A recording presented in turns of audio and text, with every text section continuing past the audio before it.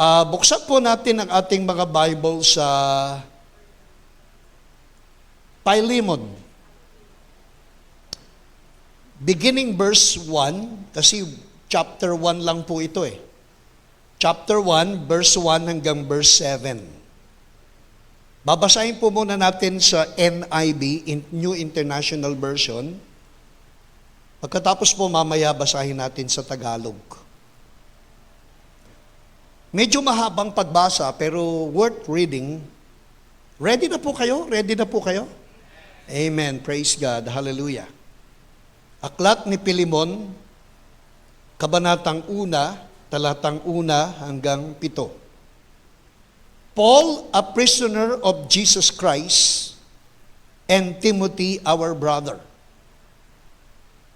To Philemon, our dear friend and fellow worker. Also to Apphia, our sister, and Archippus, our fellow soldier. And to the church that meets in your house. Pansinin po ninyo, ang sulat na ito ni Apostol Pablo para kay Philemon ay ini-address hindi lang sa isang tao, at ito po ay inihatid sa church in the house of Philemon. So during that time, just to give you a short background, mga 200 AD, sa early part ng church age o church time, 200 AD, commonly, ang mga pagtitipon po ay ginagawa sa mga houses. Ngayon, parang may mga samahan na nire-restore yung house church. Ngayon po, sa mga panahong ito, pagkatapos po ng pandemic 2020, nagsimula ng 2019-2020, nagsimula na pong nag-transition ang maraming mga churches into house churches. Kaya ngayon, hindi na sila nagtitipon sa temple meetings. Marami pong mga churches ngayon ay nagtitipon sa mga bahay-bahay. Meron nga naghihikayat sa amin na bakit hindi kayo mag-house church? Sabi ko, meron naman kaming house church, meron kami mga home Bible study group, pero hindi po pwedeng isa-isang tabi yung temple gathering. Sapagkat pagkalipas po ng 300 AD, parang nag-subside yung house churches, pagkatapos nagbalik na naman ang mga mananampalataya in the early days, na sila po ay nagmi-meet at nag-gather sa mga temple courts. So merong lugar para sa house church, pero hindi nawawala yung lugar para sa temple gathering. Para maging balanse, mas magandang meron tayong house-to-house Bible study at meron tayong 1 day o 2 days na pwede tayong mag-meet together. And that is how the church was operated during that time. Kaya po ang sabi dyan, to the church in your house. Hallelujah. Nakakalungkot nga, meron na namang parang, talaga yung ethics, parang yung yung ethics, meron namang, ngayon nagsisimula ng house church, ang ginawa naman niya, 60-40 yung offering. 60 dun sa pastor na nagpupunta sa house, 40% may iiwan dun sa bahay. Pwede naman yun, basta napag-agrihan, pero parang ministerial ethics-wise, parang mali na naman, pero ganun, pero yung po ang kanilang pananaw may mga ganun pong house churches. So, praise God, dami kong alam, Kasi hinihikayat po kami patungkol dyan. Sabi namin, parang hindi naman tama. Pwede kami nag-house to house, pero hindi kami nanghihingi ng 60-40. Hindi naman naghihingi ng 60-40, pero parang ministerial ethics na naman. Salamat sa Panginoon, mag-iingat po talaga tayo. Verse 3. Grace and peace to you from God our Father and the Lord Jesus Christ. Grace and peace from God our Father and the Lord Jesus Christ. So dito po sa talatang ito, malinaw na ang grasya at ang totoong kapayapaan sa Diyos lamang nagmumula at sa pakikipag-isa sa ating Panginoong Yesus. Grace and peace can only come from the Father. Grace and peace can only come through our union with the Lord Jesus Christ. Kaya ang kagandahang loob, ang biyaya at ang grasya, at ang totoong kapayapaan, hindi emotional na kapayapaan that comes and go, o hindi yung kapayapaang nanggagaling sa Panginoon lamang at sa Diyos, sila lang ang source nito. Kaya kung gusto mo ng grace, kung gusto mo ng peace, na kahit anong sitwasyon ng buhay ay may kapanatagan ka, ang grasya at ang kapayapaang totoo sa Ama lamang nanggagaling at sa ating pakikipag-isa sa ating Panginoong Yesus. Simpleng talata pero napaka-powerful po na ipinapaalala ng talata na yan na ang grasya, ibig sabihin the unmerited, undeserved blessings of gift from God can only come from our Father, and that genuine peace can only come through our union with the Lord Jesus Christ. Apart from Jesus, apart from our Father, there is no such thing as genuine grace and genuine peace. Sa Kanya lang naggagaling. Verse 4, I always thank my God as I remember you in my prayers. So si Pablo po, sinabi niya sa sulat na ito, lagi akong nagpapasalamat sa Panginoon kapag naaalala ko kayo sa aking mga panalangin. Kayo po ba nagpe-pray one for another? Pag naaalala namin kayo, pinagpe-pray namin kayo. Sana pag naalala nyo kami, ipag-pray din po ninyo kami. Hallelujah. Ang sabi po ni Apostol Pablo, I always thank my God as I remember you in my prayers. Hallelujah. So ang panalangin namin, maalala ninyo kami at maalala namin kayo sa ating mga panalangin. Because I hear about your love for all His people and your faith in the Lord Jesus Christ. So sa panalangin ni Apostol Pablo, napag-alaman niya, hallelujah, sa kanyang panalangin ay narinig niya ang pagmamahal ng mga mananampalataya sa isa't isa at ang pananampalataya nila sa Panginoong Yesus. Dalawang pangunahing sangkap ng kung papaano tayo magiging matibay at magiging matatag sa ating paglilingkod ay dalawang susi. Pagmamahal sa isa't isa, sa ating kapwa, at pananampalataya sa ating Panginoong Yesus. Dalawang mahalagang susi sa ating buhay Kristiyano ay ang ating pananampalataya sa Panginoong Yesus at pagmamalasakit at pagmamahal sa ating kapwa. Hallelujah. Dalawang mahalagang ingredients. Hallelujah. Para ma-verify ang ating pagiging totoong born again, faith in the Lord Jesus Christ, and love for all saints. Laging paulit-ulit binabanggit ni Apostol Pablo yan. Sa 13 sulat niya, lagi niyang binabanggit ang dalawang mahalagang sangkap ng pagiging born again.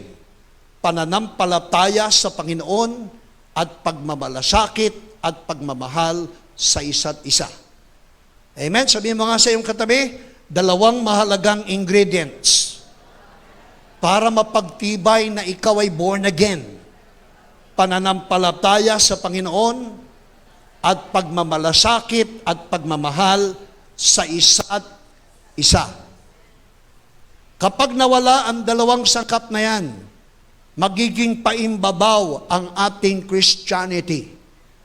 Pero for as long as we have faith in the Lord no matter what, and for as long as we give value, hallelujah, and concern for one another, that's Christianity.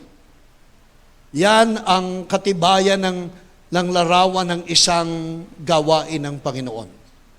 Kaya wag nating iwawala ang pananampalataya sa ating Panginoon at wag nating iwawala ang pagmamalasakit at ang pagmamahal sa isa't isa. Yan po ang sinasabi ni Apostle Paul. Pagpatuloy po natin. I pray that your partnership with us in the faith may be effective in deepening your understanding of every good thing we share for the sake of Christ. Of everything we share which is in Jesus. That the sharing of your faith may become effective by the acknowledgement of every good thing which is in you in Christ Jesus. Mamaya paliwanag po natin, napaka-strong, napaka-powerful po ng talata na yan. Verse 7, your love has given me great joy and encouragement, because you, brother, have repressed the hearts of the Lord's people. You have repressed, you have been, hallelujah, sabi po, because the hearts of the saints have been repressed by you, brother. So may dalawang bagay po tayong isasubmit ngayong umaga, yung pong active faith by understanding what we have in Christ, at saka po yung refreshing one another. I-refresh po natin ang isa't isa. So maiksi lang po, I will try to make it short. Hallelujah. At kung may panahon sa next time, ay ipagpapatuloy po natin. Just to give you a background, praise God, siguro maganda, mayroon lang akong nabasang isang artikulo at ikwento ko lang po sandali. Bago naging presidente si Abraham Lincoln, alam po natin ang kasaysayan ni Abraham Lincoln, siya po yung na-assassinate dahil sa kanyang advocacy na palayain ng mga slaves at alisin ang discrimination ng itim at ng puti. So alam natin si Abraham Lincoln, isa sa pinaka dakilang Pangulo ng United States, ay na-assassinate, katulad ni John F. Kennedy. Praise God. Salamat sa privilege, sa opportunity that we are able to visit yung pong Lincoln Memorial doon sa Washington. Meron pong isang napakataas na ilang steps, tapos meron pong malaking ribulto si Abraham Lincoln na pinupuntahan po. Tourist spot po yan sa Washington. Ang maraming hakbang bago ka makarating doon sa napakataas na building. Pagkatapos nandun po si Abraham Lincoln, kasi ang higanting estatwa na nakaupo po siya noon. Kasi tinadakila po ng mga Amerikano si Abraham Lincoln. Sa araw, bago po siya naging presidente, ang profession po ni Abraham Lincoln ay lawyer. Siya po ay lawyer. There was a time na meron siyang naging kliyente na isang mayamang Amerikano, businessman. At itong mayamang Amerikano, humingi ng tulong kay Abraham Lincoln para i-demanda ang isang mahirap na magsasaka. So ang kinuha ang service ni Abraham Lincoln para kasuhan ang isang mahirap na magsasaka. So bago tinanggap ni Abraham Lincoln ang kaso, ang demanda, tinanong niya, ano po ang ating ikakaso sa mahirap na magsasaka? Ayon sa nabasa ko pong article, sabi niya, may utang itong magsasakang ito na hindi niya mabayaran, kaya ididemanda ko siya. Tinanong ni Abraham Lincoln, magkano po utang? $2.50. Magkano yan sa peso? Parang less than 200 pesos. Yan ang utang nung mahirap na magsasaka. Sabi ni Abraham Lincoln, gaano na yung $2.50 sa iyong kayamanan? Sabi daw nung mayamang Amerikano, gusto kong turuan ng leksyon niyang magsasaka na yan. Dinidissuade ni Abraham Lincoln na wag nang ituloy ang kaso sa napakaliit na halaga. Hindi mapigilan yung mayamang negosyante at gustong ipagpatuloy yung kaso. Hindi malaman ni Abraham Lincoln kung ano gagawin niya. Binigyan siya ng wisdom ng Panginoon at ang ginawa niya, sige, tatanggapin ko yung kaso. Tatanggapin ko. Didemanda natin yung mahirap na magsasaka. Pero teka, ano ba ang complaint mo? Pag nabayaran ba yung $2.50, iuurong mo na yung kaso. Opo, gusto ko lang siyang turuan ng leksyon. O sige, tatanggapin ko yung kaso. Sa halagang $10. So payag ka ba? Tatanggapin ko, acceptance fee, $10. Umayag yung mayaman, gagasino na yung $10.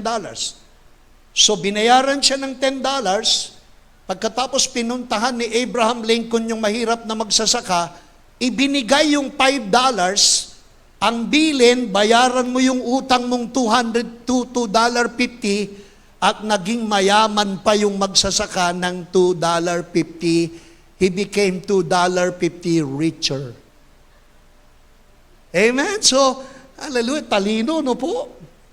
So, iniurong na yung kaso, nabayaran na yung $2.50. Alam po ninyo, ang sulat ni Philemon, ni Pablo kay Philemon, ay isang sulat na namamagitan sa kaso ni Onesimus. Na po, ang nilalaman po ng sulat ni Apostol Pablo ay patungkol sa isang kaso ng isang na born again, at ang sinulatan ay si Philemon para si Philemon nagkakaso, iurong ang kaso at patawarin si Onesimus sa pamamagitan ni Apostol Pablo. So this is a letter concerning a third party, at ang third party ay ganito po, ganito yung setup. Si Pablo ang nakikiusap kay Philemon sapagkat si Philemon ang pinagkakautangan ni Onesimus. Kaya si Onesimus ay nasa pagitan ni Philemon at ni Pablo, at ang namagitan, nag-advocacy o nag-advocate ay si Pablo. Yan po ang sulat ni Philemon. Kaya maniwala kayo, tayo po merong dakilang advocate. At siya ay walang iba kung hindi ang ating Panginoong Hesus. Merong kang utang na hindi mo babayaran. Apo, tayong lahat ay may utang na hindi natin mabayaran. At ang utang na ito na hindi natin kayang bayaran ay ang kabayaran ay ang kamatayan. Kamatayan ang isinusulong ng demonyo na magiging kabayaran ng ating mga pagkakautang. Can you imagine? The wages of our debt is death. Ang kabayaran ng ating utang ay kamatayan. At walang sino man pinanganak sa mundo na nabayaran ng kanyang sariling utang. Kaya meron tayong awit na lagi nating kinakanta. He paid the debt he did not owe. We owe the debt we could not pay. Christ Jesus paid the debt that we could never pay. Apo, alam niyo ba yung kanta na yun? Kantahin nga natin. Ganito po yung kanta. He paid the debt he did not owe. We owe the debt we could not pay. Christ Jesus paid the debt that we could never pay. Ganda, no po? Ikaw at ako ay may utang na hindi mo kayang bayaran. Subalit si Jesus ang nagbayad ng lahat ng ating utang na hindi natin kayang bayaran. Amen? Siya ang ating advocate. 1 John chapter 2, verse 1 and 2. Sabi po sa 1 John 1 and 2, glory be to God. Tingnan po natin. Bilang katibayan na si Jesus ang ating dakilang tagapamagitan. That which was from the beginning, 1 John chapter 2, verse 1 and 2. 1 John 2. My little children, these things I write unto you, that you may not sin. And if anyone sins, we have an advocate with the Father, Jesus Christ, the righteous. So meron tayong tagapamagitan, ang ating Panginoong Yesus, ang matuwid. Verse 2. And He Himself is the propitiation for our sins, not for ours only, but also for the whole world. So si Jesus po ang tagapamagitan ng bawat isa sa atin. Kaya kung sakaling tayo po'y nadadapa at nagkakamali, bilang mga anak ng Diyos, meron tayong tagapagtanggol sa ating Ama. At ang tagapagtanggol natin ay ang ating Panginoong Hesus. Sa tuwinang ikaw ay madadapat magkakasala, siya ang namamagitan. At siya ang nagsasabi sa Ama, hallelujah, na siya'y hindi dapat patawan ng parusa o parusahan sapagkat ang ibinayad na dugo para sa Kanya ay sapat at higit pa. Maniwala po kayo, ang ibinayad ng Panginoon sa utang natin ay double portion. Ibig sabihin, more than the payment for your debt, dinagdagan pa ng Panginoon ang kabayaran para yung utang mo noon at mga utang na gagawin mo pa sa mga susunod na araw ay may sapat na halaga na hindi ka kahit kailan dadalhin sa kaparusahan sapagkat ang ibinayad niya sa utang mo ay sapat ngayon, kahapon, at utang magpakailan paman. So He paid a double portion, more than the debt we owe, He paid double. Sa Isaiah, hallelujah, sa aklat ng Isaiah, ang bayad sa utang natin ay higit. Hallelujah, para kung sakaling sa mga susunod na panahon, sapat ang dugo ng ating Panginoong Hesus. Can I hear a good amen? Hallelujah. At yan ay hindi matanggap ng marami. Akala natin sa bawat pagkakasala, kailangan mo magmamalimos ng habag, kailangan mong makaawa para ikaw ay patawarin. Samantalang isang beses lamang niya inialay ang kanyang dugo, isang beses lang siya namatay, at ang isang beses na pag-aalay ay sapat para sa lahat at sapat para sa lahat ng panahon. Isang handog lang, hindi na siya maghahandog muli. Hindi na siya muling mag-aalay ng kanyang dugo. Hindi na siya muling ipapako sa krus ng Kalbaryo. Hindi na siya kailangang parusahan muli sa bawat pagkakamaling ginagawa natin sapagkat ang ibinayad niya sa krus, ang dugo na kanyang pinantubos ay sapat para sa iyo, sapat para sa katabi mo, sapat para sa lahat, at sapat para sa lahat ng mga tao sa mundo.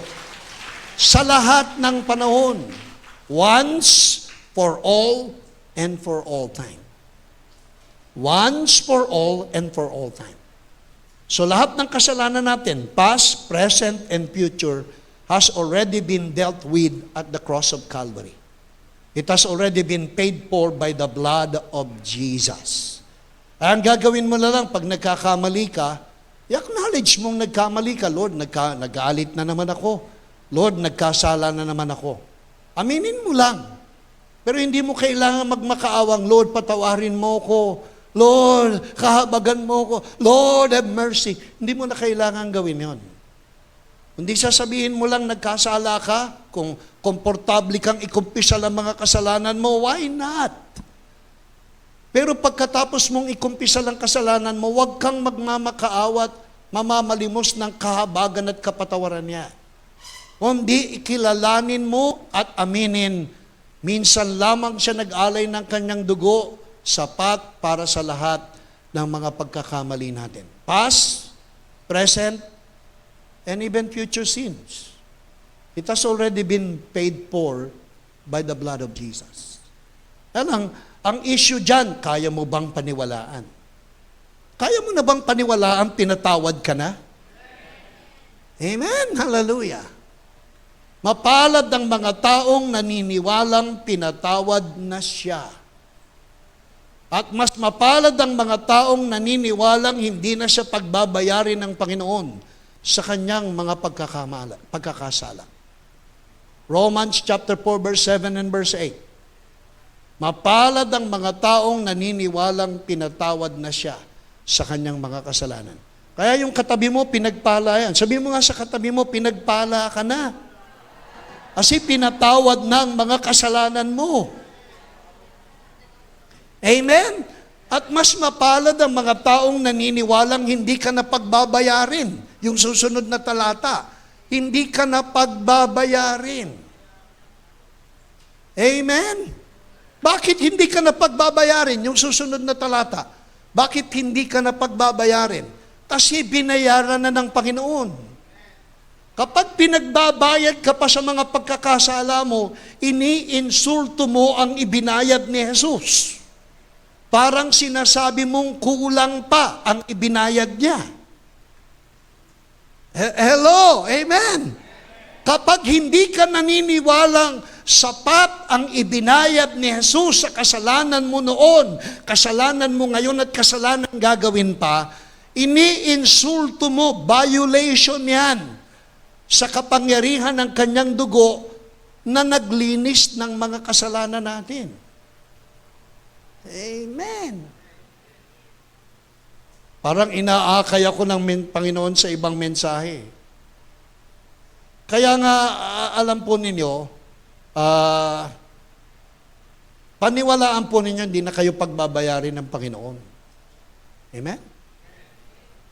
Pero pag nagkasala kayo sa kapwa mo, pagbabayarin ka ng kapwa mo. Ang hindi lang naniningil ang Panginoon. Pero yung asawa mo, maniningil. Ingat ka, hallelujah. Huwag mong sabihin, license to sin na yan. Huwag mong sabihin, hindi na ako pagbabayarin ng Panginoon sa mga kasalanan ko. Hindi na pala ako pagbabayarin. Panginoon yan. Yung relasyon mo sa langit, hindi ka na pagbabayarin. Kaya there is therefore now no punishment to those who are in Christ Jesus. Romans chapter 8 verse 1. Hindi nahahatulang maparusahan ang sino mang nakipag-isa kay Kristo Jesus. So hindi ka nahahatulang maparusahan. Amen? Hallelujah. Kahit nagkakasala kami, yes. Hindi ka nahahatulang maparusahan. Pero hahatulang kang parusahan ng asawa mo. Amen? Yun lang. Hahatulan ka ng kapwa mo na pinagkautangan mo. Ang pinag-uusapan natin, wala nang singilan sa ating relasyon sa Panginoon. Vertical. Pero may singilan pa rin sa ating horizontal na relasyon sa isa't isa. Kaya hindi pumapayag na tayo po'y lisensyahang magkasala. Sapagkat malaki ang bayad ng kasalanan sa isa't isa. Pero sa Panginoon, sabihin mo nga, bayad na. Amen. So hindi na, kaya nyo bang paniwalaan na hindi na naaapektuhan ng kasalanan na ang ating relasyon sa Panginoon? Parang lalim. It's deep. Your sin will not affect, hallelujah, your relationship with Jesus. Your identity as being made righteous can never be influenced and affected by even your sin. Hindi nagbabago ang pagtingin ng Diyos sa atin kahit tayo nagkakasala. Parang lumalayo na ako, Ate Sita, lumalayo na ako. Amen. Papunta na naman ako dito. Hindi maiwasan yung mensahe. Pero napakahalaga po. Insulated na po kasi yung naborn again nating espiritu eh. Yung naborn again yung espiritu, insulated and isolated. Ibig sabihin ng insulated, wala nang kasalanang makakaapekto sa yung naborn again na espiritu. Kaya lang may kaluluwa ka, isip, damin at kalooban na hindi na born again. At may physical na katawan ka na hindi na born again. But your relationship as born again child of God can never be affected by sin. Ang naaapektuhan ng kasalanan ay ang kaluluwa, isip, damdamin at kalooban. But your relationship with God can never be affected by sin. Because sin has already been dealt with by Jesus Christ at the cross. Pero, hallelujah, pag nagkasala ka, ang maaapektuhan sa iyo isip. Ang maaapektuhan sa iyo emosyon, damdamin. At ang maaapektuhan sa iyo disposisyon, yung iyong will. But not your born again spirit. Praise God. Parang tahimik ang kalangitan. Amen? Kaya hindi nyo ba napapansin, kahit pag nagkamali kayo, may kumukurot, merong kumukurot. At ang kumukurot, ang kinukurot, kaluluwa. Isip, damdamin at kalooban, but not your born-again spirit. Because your born-again spirit will never be changed. Is irrevocable po eh. Irrevocable po yung ginawa ng Panginoon sa ating na born-again na spirito. Hindi niya nababawiin. Kaya lang, may kaluluwa tayo eh. At yan ang problema natin, na naaapektuhan ng pagkakasala. At kung ang spirito mo na born again na, righteous na, holy na, made cleansed, made sanctified, yan ang mag-i-influence sa'yo para yung kaluluwa mo, hallelujah, mahanapin ang righteousness, hanapin ang sanctification, hanapin ang holiness, hanapin ang maging kamukha ng ating Panginoong Jesus. I hope you can follow me. Amen. Amen. Praise God. Hallelujah. So, nasa na ba ako? Nasa na po tayo? Wala kasi akong outline dito eh. Walang outline. Kaya purihin ng Panginoon, hallelujah, mapalad ang bawat isa sa atin na born again na. Sabi mo nga sa iyong katabi, mapalad ka, tinatawad ka na, born again ka na, new creation ka na, at hindi magbabago ang pagtingin ng Panginoon sa atin. So, praise the Lord. Balik na po tayo, cambio tayo pabalik sa ating outline. Primera po uli, primera. Amen. Praise God. So, punta po tayo dun sa ating talata. Yung pong sulat ni Philemon, itong sulat ni Philemon, ay patungkol sa sulat na namamagitan at namamanhik. Sa pinag-alayan ng sulat ni si Philemon, ang pangalan, mula kay Apostol Pablo, alang-alang kay Onesimus. So yan po yung sulat. Kaya basahin po natin. This letter is from Paul, a prisoner for preaching the good news about Jesus Christ, and from our brother Timothy. So alam po ninyo, nakamamangha itong sulat na ito. Itong pinakamaikling sulat ni Apostol Pablo sa 13 sulat na kanyang ginawa. Pinakamaikli. Ayon sa pag-aaral, 365 Greek word lang ang ginamit niya para mabuo ang original text ng Philemon. 365 Greek words ang bumubuo ng sulat ni Philemon. So maiksing-maiksi. At ang sulat ni Philemon ay 3 bahagi, mula verse 1 hanggang verse 7, mula verse 8 hanggang verse 20-something, tapos yung pangatlo po ay 17 to 25. So parang isang sulat na may 3 division. Parang sandwich. 1 to 7, affirmation. 7 to 24, appeal, yung pakikiusap ni Apostol Pablo.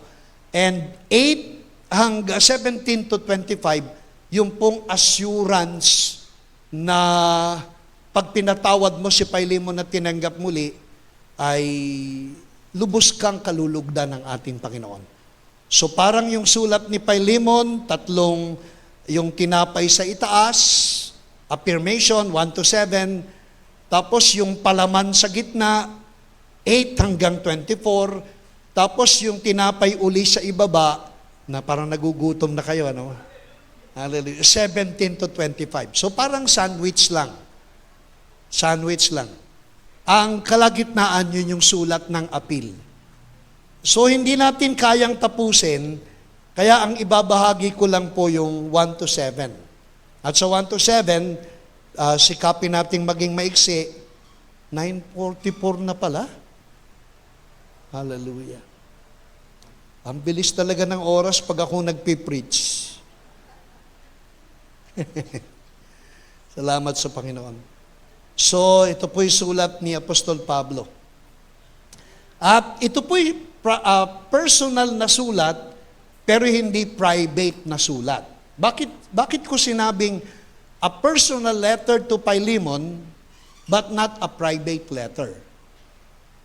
Hindi katulad ng ibang sulat, nakaselyo, na hindi mo pwedeng basahin ang nilalaman nito. Itong sulat ni Apostol Pablo kay Philemon ay personal na address kay Philemon, pero pwedeng basahin ng iba. Kaya nga ang sabi dito sa ating binasa, sa talata, ay iba-iba ang binanggit niyang pangalan. Ang sabi po sa mga pangalang pinag-alayan ng sulat, may nabanggit na iba-ibang pangalan. Sabi, Paul, a prisoner of Christ Jesus, and Timothy, our brother, to Philemon. So ang personal address, Philemon. Our beloved friend, a fellow laborer, to the beloved Apphia. So kausap din si Apphia. Hallelujah. Kapag babasahin nyo sa mababaw na Tagalog, si Apphia. Kaya kung kayo taga San Miguel, ito po, sulat kay Apphia. Si Apphia po ay asawa ni Philemon. Tapos sinabi niya, Archippus, our fellow laborer, our fellow soldier, si Archippus naman ay ang anak ni Philemon. At ito pong pamilyang ito, pinagamit ang bahay nila para doon mag-house church. So pinakikilala po si Philemon, si Apphia, at saka si Archippus, mga isang pamilya na binuksan ang kanilang tahanan para sa gawain ng Panginoon. Napanawagan po, baka kayo po merong ipinadadama ang Panginoon sa inyo na katulad ni Philemon, ni Apphia, at saka ni Archippus, buksan ninyo ang inyong tahanan para sa house Bible study. Amen? So panawagan po, kung meron po sa inyong hinihipo ng Panginoon, na magpa-open ng home Bible study group, willing po kami na buksan ang gawain ng Panginoon sa inyong mga tahanan. Habang papalapit na ang pagbabalik ng Panginoon. Na kung interesado po kayo, makipagkita po kayo sa amin at iset po natin yung schedule para makapag-conduct po tayo ng house-to-house Bible study pa sa inyo pong mga bahay. At sa kapahintulutan ng ating resident pastor, si Pastor Dante Sapitanan, Ate Shirley, i-accommodate po namin kung meron po kayong, kung kayo po'y interesado. Amen po. Hindi ko muna patataasin ang inyong kamay. Pamaya na lang po pagkatapos natin ng gawain. If you are interested, just set a schedule, set a time, at i-accommodate po nila Pastor Dante ang ating pong house-to-house Bible study. Praise God, naipasok ko pa, no? Amen. So, ang sabi po, ito po'y sulat, pribadong, personal na sulat, subalit hindi pribadong sulat, sapagkat pwedeng basahin ni Apphia, ni Archippus. At si Archippus po ang pinagkatiwalaan ni Apostle Paul na maging pastor ng Colossus, ng church at Colossae. Si Archippus po, ang anak ni Philemon. Pagpatuloy po natin. Dito po sa kanyang sulat, pinamamanhik niya kay Philemon na tanggapin na muli si Onesimus. Tanggapin na muli. Kasaysayan lang po, i-share ko lang. Si Onesimus po ay dating katulong ni Philemon. Dating kasambahay ni Philemon. Kaya lang, isang panahon, di pa siya naboborn again, ninakawan niya si Philemon, ni Onesimus. Amen, nakikita niyo po ba yung Onesimus dyan sa SM? Merong pangalan ng barong, Onesimus. Apo, Onesimus. Medyo mahal yung Onesimus. At si Onesimus ay kasambahay ni Philemon na pinagnakawan niya. At nang magnakaw siya sa tahanan ni Philemon, bago siya mahuli, tumakas na siya. So, hallelujah. Sa verse 11, tingnan nga natin si Onesimus. Verse 11. 1:11 nga kuya, Ate Chalisa. Sabi po, si Onesimus was once unprofitable to you. Onesimus was once unprofitable to you. Sa ibang salin, Onesimus was once useless to you. But now is profitable to you and to me. So the Apostle Paul play with words. Ang sabi niya doon sa unang bahagi, si Onesimus ay hindi dati kapaki-pakinabang sa'yo. Bakit? Pinagnakawan si Philemon eh. So hindi siya kapaki-pakinabang dati. Alam niyo ba ang ibig sabihin ng Onesimus, kapaki-pakinabang? The name Onesimus means profitable. The name Onesimus means useful. But there was a time na si Onesimus naging unprofitable. Hindi pa naman kasi siya born again eh. Kaya nag-umit siya. Ginawa ni Onesimus para hindi siya mahuli, taktika ng mga kasambahay dati, para wag kang mahuli, titira ka sa populated na lunsod. Ginawa ni Onesimus para hindi siya madaling mahuli ni Philemon at ng mga otoridad, nanirahan siya sa isang populated area ng Roma. At ang Roma congested, ang Roma overpopulated, kaya hindi siya agad nahuli. Pero hinuli siya ng Panginoon. Kasi habang nasa Roma siya, narinig niya ang Word of God na nangangaral si Apostol Pablo. So katatago niya ng katatago para wag mahuli. Nakita niya si Apostol Pablo na nangangaral ng mabuting balita ng kaligtasan patungkol kay Jesus, at siya'y nakinig, nagbigay ng panahong makinig, at kakapakinig kay Apostol Pablo na born again si Onesimus. At nang maborn again si Onesimus, naging alagad siya ni Apostol Pablo. Ano pat si Onesimus ay naging katuwang ni Apostol Pablo sa pangangaral ng mabuting balita. Isang panahon, itinuring ni Apostol Pablo si Onesimus na kanyang tunay na anak sa pananampalataya. Kaya dalawa yung kanyang itinuturing na anak sa pananampalataya, si Timoteo at si Onesimus. At si Onesimus, kinakitaan ni Apostol Pablo ng totoo at dalisay na pagbabago, ipinakiusap kay Philemon, ang dati mong walang pakinabang na kasambahay, ngayon, sabi niya, but now is profitable to you and profitable unto me. Kaya maniwala kayo, pagka-genuine ang pagka-born again, dati hindi ka kapaki-pakinabang, ngayon magiging kapaki-pakinabang ka na. Kung ang tingin mo sa sarili mo ay walang saysay, walang kabuluhan, walang katuturan, hindi mahalaga, dati yun.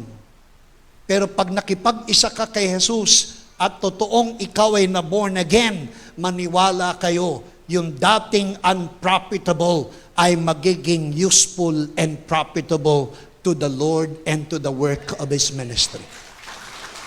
Amen. Hallelujah. At lahat tayo nagdaan dyan. Di ba, Kuya Ramon? Lahat tayo nagdaan dyan. Pastor Hill, Pastor Dante, maniwala kayo. Hallelujah. Ang kama niyan, gutter pag nalalasing. Sa gutter natutulog yun si Pastor Dante. Kapag, di ba? Amen. Pastor Hill, kung nakita niyo si Pastor Hill nung adik pa, haba ng buhok. Natatakot si ate andyan dati. Haba ng buhok, tapos talagang dilat na dilat yung mata. Parang hindi natutulog. Nang maborn na ganyan, kargado pa eh. Nang makarinig yan ng salita ng Panginoon sa Pine Cinema habang nangangaral ako, hallelujah, si Pastor Hill lumalapit sa harapan, tinanggap si Jesus bilang Panginoon at tagapagligtas. Ngayon, pastor na, hallelujah. Ang dating hindi kapaki-pakinabang, ngayon kapaki-pakinabang na. Amen and amen. So maaaring ang tingin natin dati walang saysay, hindi mahalaga, walang katuturan, walang kabuluhan. Hallelujah, pag inialay natin ang totohanan ng buhay natin sa Panginoon, katulad ni Onesimus, ang hindi kapakinabang dati ay magiging pagpapala ngayon sa Panginoon. Sabihin mo nga sa iyong katabi, kung dati wala kang pakinabang, ngayon lalo na. Ngayon kapaki-pakinabang ka na. Amen. Hallelujah. Kami walang pakinabang dati. Kayo walang pakinabang dati. Pero ngayon, kapaki-pakinabang na. Hallelujah. At pag nawala, mamimiss natin. Amen. Ayan po si Onesimus. Kaya ginawa ni Apostol Pablo, sumulat siya kay Philemon. Ang sabi niya kay Philemon, dinaan niya sa prayer eh. Dinaan ni Apostol Pablo sa panalangin para matinag yung damdamin ni Philemon. Kasi kung susulat lang si Apostol Pablo, ia-appeal niya na kaagad. Kaya ginawa ni Apostol Pablo, yung sulat niya, hinati niya sa 3. Yung unang bahagi ng sulat niya, dinaan niya sa prayer. At yung unang bahagi ng sulat niya, unti-unti niyang hinihipo ang puso ni Pilimon. Si Pilimon. Unti-unti niyang hinihipo yung puso ni Pilimon. At strategically, ang ginawa ni Apostol Pablo, dinaan niya sa prayer. Kaya basahin natin yung sulat ni Apostol Pablo. Sabi niya, praise God. Verse 4. Sabi sa verse 4, lagi akong nagpapasalamat sa aking Diyos tuwing isinasama kita sa aking panalangin. So unti-unting tinutusok, pinoprovoke ni Pablo yung damdamin ni Philemon. Yamang nalalaman niyang si Philemon, hindi naman matigas ang puso talaga eh. Alam ni Pablo na ang puso ni Philemon ay may part ng puso niya. Merong bahagi ng puso ni Philemon na malambot. Kaya nga niya ipinagamit yung bahay niya para sa gawain ng Panginoon eh. Kaya lang, hindi niya binigla ang pag-appeal. Dinadahan-dahan ni Apostol Pablo ang pagsulat at dinaan niya sa prayer. Sabi niya, lagi akong nagpapasalamat sa aking Diyos strategically written at tuwing isinasama kita sa aking panalangin. So binabasa yan ni Philemon. At habang binabasa ni Philemon, nabubuksan yung kanyang puso. Sapagkat nabalitaan ko ang pag-ibig na ipinapakita mo sa lahat ng hinirang ng Diyos. So alam ko, Philemon, hindi matigas ang iyong puso. Alam ko, Philemon, hindi habang panahon ganyan kabigat ang iyong kalooban kay Onesimus. Alam ko, sabi niya, nabalitaan ko kasi ang pag-ibig na ipinapakita mo sa lahat ng mga hinirang ng Diyos. So yung unang sangkap ng ebidensya ng pagiging tunay na born again. Pagkatapos ang sabi niya, at gayon din ang iyong pananampalataya sa Panginoong Yesus. Hallelujah. So he is making an affirmation. Dinadalangin ko ang pagkakabuklod natin sa iisang pananampalataya ay magbunga ng lubos na pagkaunawa sa mga kabutihang dulot ng ating pakikipag-isa kay Kristo. Dito po, matindi pong affirmation. Sinasabi ni Apostol Pablo kay Philemon, Philemon, alam ko meron kang pananampalatayang napaka-active, napaka-effective. Sabi niya, I pray that your faith, that the sharing of your faith may be effective by the acknowledgement of every good thing that is in us because of our union with Jesus. Dito po ina-affirm ni Apostle Paul kay Philemon na nang nagsimula mong tanggapin si Jesus bilang Panginoon at tagapagligtas, lumago ang iyong pananampalataya sa Kanya, naging active, at higit sa lahat, yung pag-ibig mo at pagmamalasakit sa mga kapatid ay kapansin-pansin. Tapos sabi niya, lalo pang magiging epektibo ito na maibahagi mo yung active faith mo kapag aaminin mo at ikilalanin ng may pag-unawa ang mga benepisyong binigay sa iyo ng Panginoon nang ikaw ay makipag-isa sa Kanya. Tingnan nga natin ulit sa English po. Ang sabi sa kahit anong translation, that the sharing of your faith may become effective by the acknowledgement of every good thing which is in you because of your union with Jesus Christ. Very strong po ito. Verse 6. Ang sabi, ang pananampalataya natin magiging effective, magiging active at effective kapag kikilalanin muna ng makipag-isa ka kay Jesus, maraming mabubuting bagay ang ibinigay niya sa iyo. Sabi po, your faith may become effective. How? How can your faith be effective na ma-share? Paano mo i-share? Paano magiging effective ang iyong pananampalataya sa pamamagitan ng pagbabahagi sa iba? Kung hindi mo alam ang mayroong kang pagpapalang tinanggap nang makipag-isa ka sa Kanya. So parang sinasabi na ang kaya mo lang i-share ay yung mayroong ka. Ang kaya mo lang i-share na pananampalataya ay yung merong kang tinanggap mo nang makipag-isa ka sa Kanya. Hallelujah. So kung hindi mo alam yung mga tinanggap mong pagpapala at benepisyo ng ikaw ay makipag-isa sa Kanya, hindi mo ma-share effectively yung pananampalataya mo sa iba. Yan po ang sinasabi ni Apostol Pablo. Gusto mong maging effective sa pag-share ng iyong pananampalataya? Hallelujah. Tanong nga natin sa ating katabi, gusto mo bang maging effective sa pag-share ng iyong pananampalataya sa iba? Gusto mo ba? Mangyayari lang ito pagka naunawaan natin yung lahat ng mabubuting bagay na ibinigay at tinanggap natin nang makipag-isa tayo kay Kristo Jesus.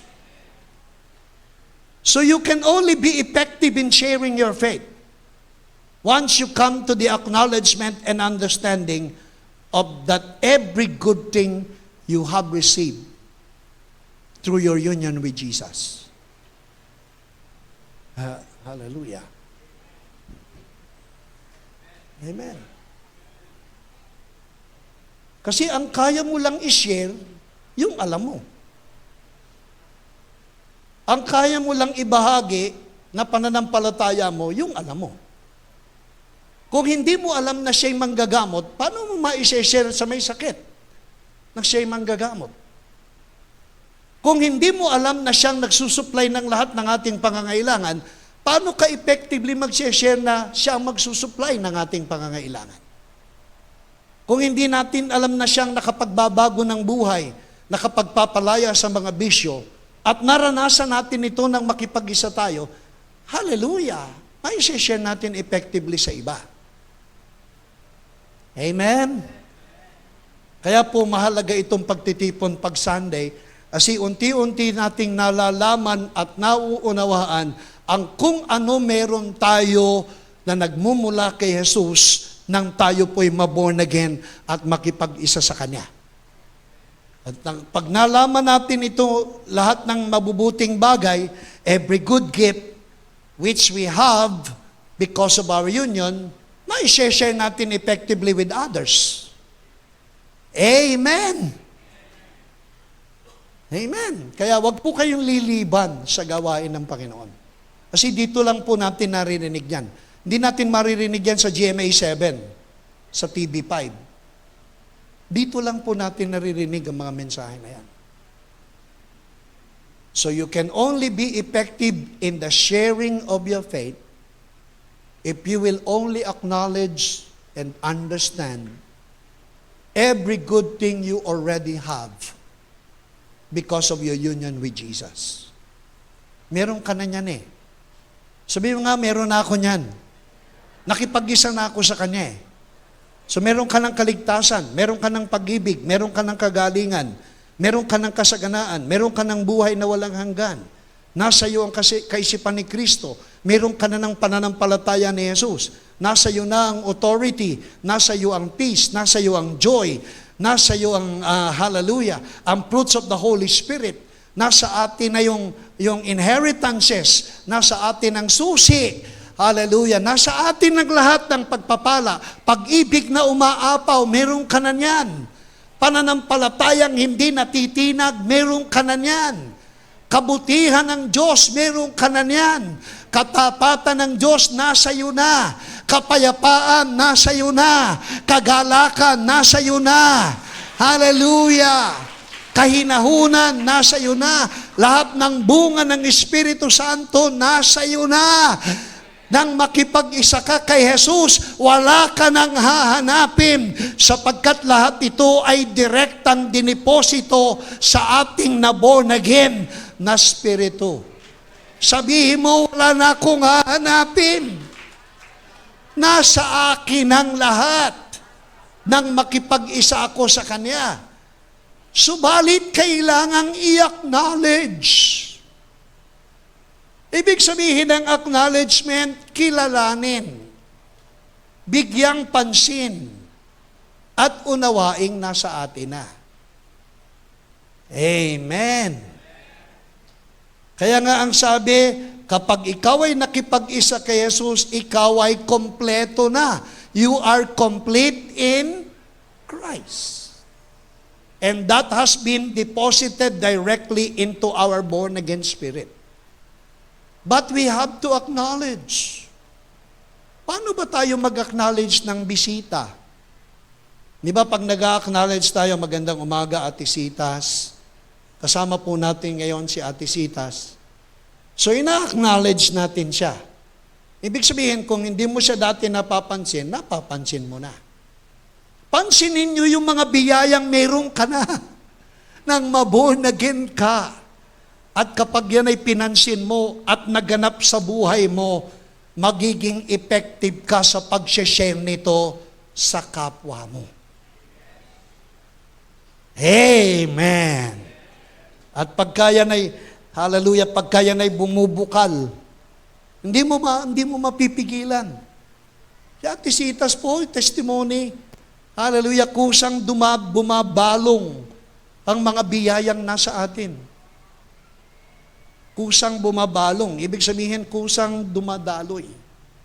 Basta pinayagan mo. Pero kung hindi mo ina-acknowledge, hinahanap mo pa yung meron ka, para tayong asong hinahabol palagi yung buntot. Alam niyo ba, maraming Kristiyano parang asong kinpilit na hinahabol at inaapuhap ang kanyang buntot. Samantalang maniwala kayo, nasa atin ang lahat na makipag-isa tayo sa ating Panginoong Hesus. Nasa atin ang lahat.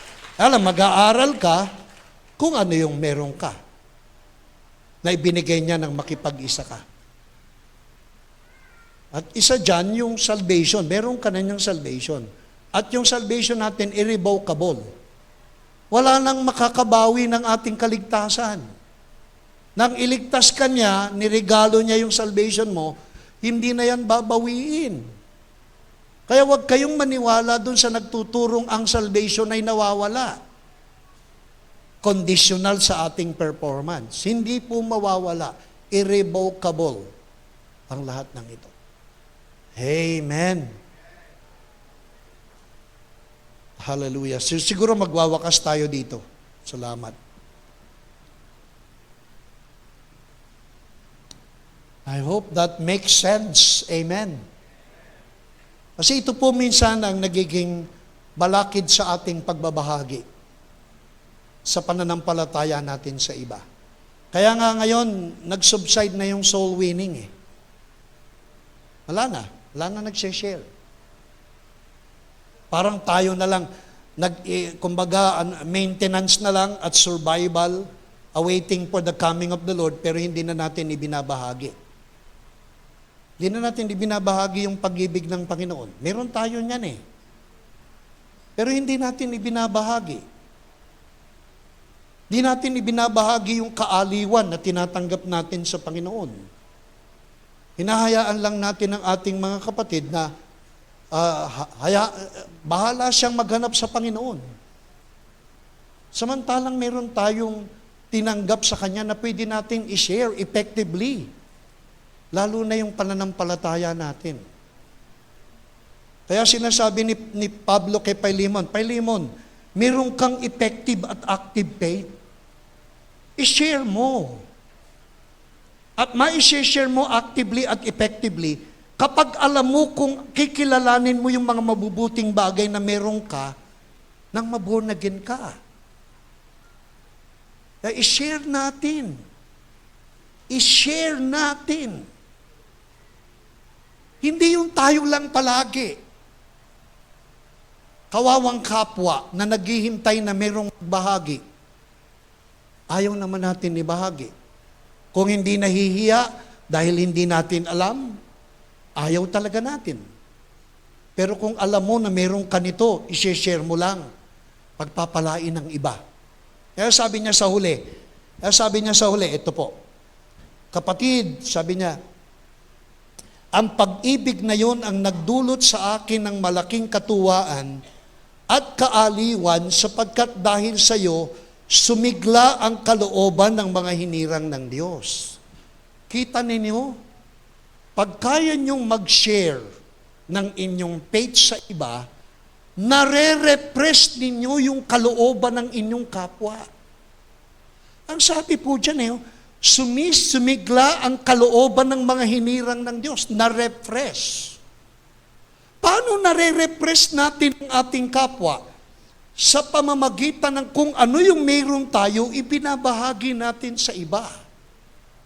At dahil dito nagiging kasangkapan tayo ng kaaliwan, nagiging instrumento tayo ng comfort at refreshing sa iba. Yan ang sabi ni Apostol Pablo, sabi niya, alam mo, Philemon, yung pag-ibig na meron ka, nagdulot sa akin ng malaking katuwaan. Natuwa ako dahil sa pinakikita mong pag-ibig. At alam mo, Philemon, naaliw ako sapagkat na-repress ang kalooban ko dahil sa iyo. Kayo ba nagiging repressment ng inyong kapwa? Alam niyo, pag nakikita ko kayo, nare-repress ako. Nare-repress, ibig sabihin sumisigla yung aking kalooban pag nandyan kayo. Nakikita ko kayo. Sana gayon din kayo sa akin. Pag nakikita nyo ako, naaalibadbaran kayo. Nare-repress kayo. Kaya maniwala kayo. Ang ibig sabihin po ng repress is to give rest. The Greek word for repress is to give rest. Kaya ang isa't isa sa atin maging refreshment sa iba. Sabihin mo nga sa iyong katabi, sana maging kaaliwan ako sa iyo. Kasi ikaw ay kaaliwan sa akin. Pag nakikita kita, lumalakas ako. Pagkasama kita, pinagpapala ako. Ang kalooban ko sumisigla pag nandyan ka. Pag wala ka, mas masaya. Di ba? Amen? Mas maligaya.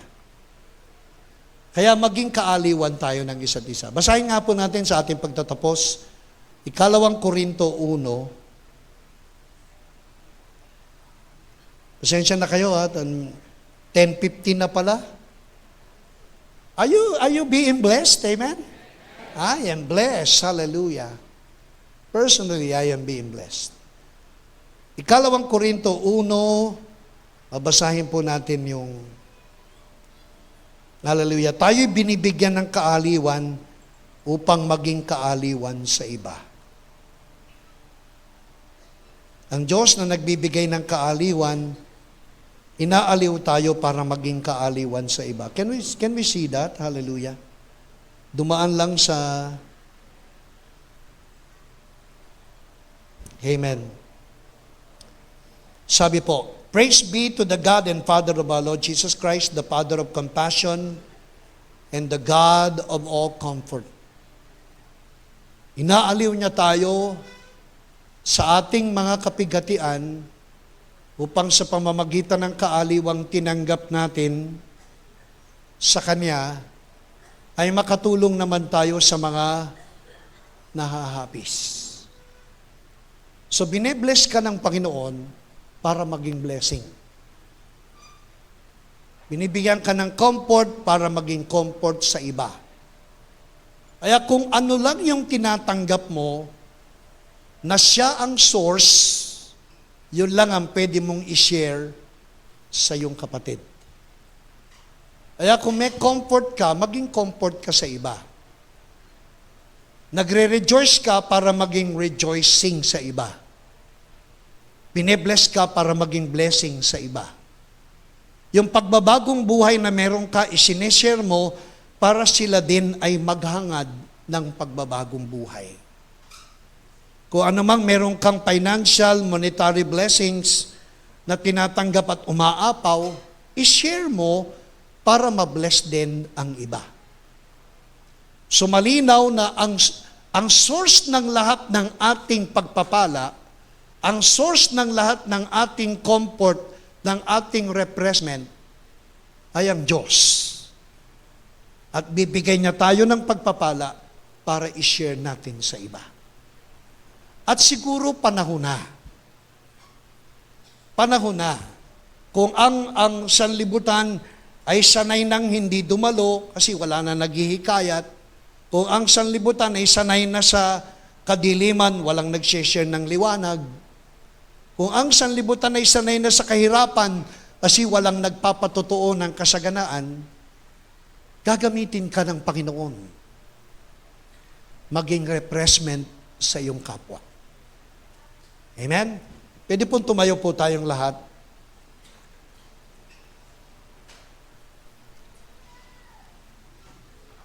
And today, siguro hindi natin ito madalas na ginagawa, pero gawin nating pagpalain ang isa't isa. If we can just pray one for another. If we can just be a blessing and be a refreshing to one another. Can we do that today? Kung ano yung meron ka, i-share mo sa iba. Kung ano yung meron kang pagpapalang ibinahagi ng Diyos sa iyo, ibahagi mo sa iba. Kung inaaliw ka, aliwin mo sila. Kung pinalalakas ka, maging kalakasan ka ng iba. Kung ikaw ay may kagalakang hindi maunawaan, ishare mo sa iba. At kapag ibinahagi mo ito, sasabihin ng kapatid mo sa iyo, alam mo, repressment ka sa akin. You have repressed my heart. You have repressed my heart. It happens to me and it happens many times. Nung nagpunta po kami sa Cebu, layo-layong probinsya, nang makita po kami ng mga kapatid, yakapan at hallelujah, iyakan dahil sa Bishop, napaka-grateful namin na kahit malayo kami, dinalaw mo kami. At napakasaya ng puso namin. We are refreshed. We are refreshed. Na magpunta kami sa Bacolod, nakita ko yung kapatid ni Kuya Alex, si Kuya Bam. Pagkita namin, yakapan, umiiyak si Kuya Bam, naiyak na rin ako. At ang sabi ni Kuya Bam, Bishop, you are a refreshing blessing. Naaliw ako na makita ka. Umiiyak po. Nang dinalaw namin ang mga anak ni Ate Lorna Guray, nasa daan pa lang sinasabi na nila na, we are so much grateful. Naaaliw kami. Napapasaya, sigla namin. Tapos nung umalis kami, nag-message pa, we are so very grateful na nandito ka at inaliw mo kami. Di ba, parang, Lord, sino kami para maging kaaliwan ng iba? Samantalang isineshare lang naman namin yung kung ano yung merong kami. Wala nga kaming material na bagay, pero merong kami na kaaliwan, pagpapala, kagalakan na nararamdaman ng iba. Amen? Hallelujah. And can we do that today? Kung ano yung meron tayo, share natin sa kapatid natin. Mag-declare tayo ng pagpapala sa isa't isa. Let this be a gesture of becoming a refreshment, giving rest to others. Amen? Hallelujah.